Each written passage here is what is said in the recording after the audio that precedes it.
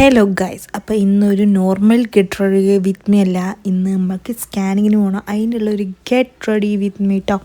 അപ്പോൾ ഇത് 8 month 7 month ഉള്ള ഒരു സ്കാനിങ് ആണ് കേട്ടോ.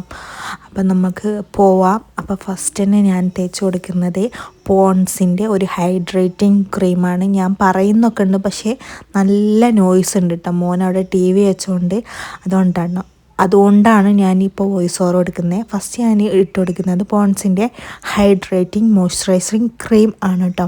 ഇത് നല്ലൊരു ക്രീം. രാവിലെ തണുപ്പും ഉച്ചക്ക് ചൂടും രാത്രിയും ചൂടും ഭയങ്കര ചൂടാണ് കേട്ടോ. അപ്പോൾ എനിക്ക് അതിന് ശേഷം ഞാനിതാ ഡംഡോക്കിൻ്റെ നമ്മളെ സൺസ്ക്രീനാണ് കേട്ടോ തേച്ച് കൊടുക്കുന്നത്.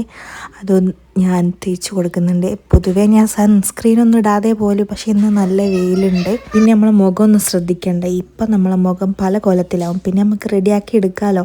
അങ്ങനെ അതൊക്കെ ഒന്ന് സെറ്റാക്കി എടുത്തതിന് ശേഷം പിന്നെ നമ്മളെ മാസ്റ്റർ പീസ് ഐറ്റമായ ഫെയർ ലവ്ലിയാണ് കേട്ടോ എടുക്കാൻ പോകുന്നത്. ഇത് നമ്മളെ ഒട്ടുമിക്ക എല്ലാ സ്ഥലത്തും പോകുമ്പോഴും ഞാനിട്ട് കേട്ടോ. ഇതിൻ്റെ അഡിക്റ്റാണ്. ഇത് എന്താണെന്നറിയില്ല, കുറേ കാലങ്ങൾക്ക് മുന്നേ ഉള്ളതാണ് കേട്ടോ.